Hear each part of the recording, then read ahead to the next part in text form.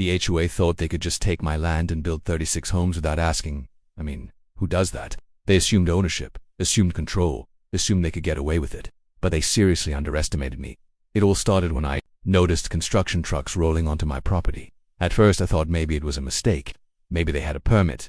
Maybe it was some sort of misunderstanding. But when I pulled up the property records, my stomach dropped. Those homes weren't just planned, they were already halfway built. 36 homes. On my land. Without my consent, I tried reasoning with them. I called the HOA president.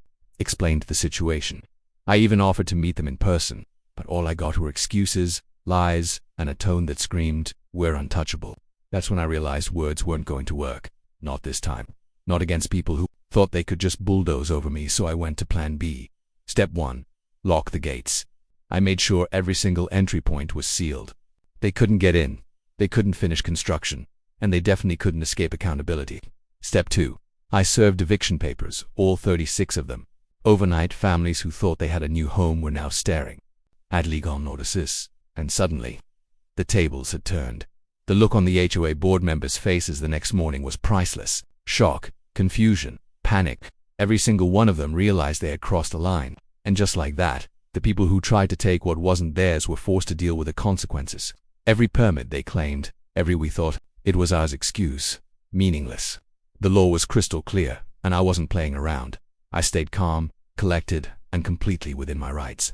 There was no yelling, no destruction, no over-the-top confrontation, just precision, legal action, and watching the people who thought they were untouchable scramble to fix the mess they created. Here's the kicker. Some of them tried to push back.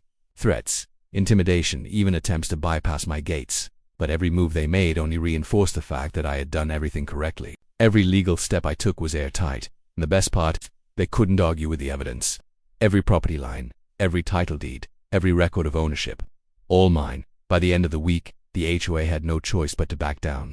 The families, evicted peacefully, but lessons learned. And me, standing on my land, 36 homes untouched, my authority crystal clear.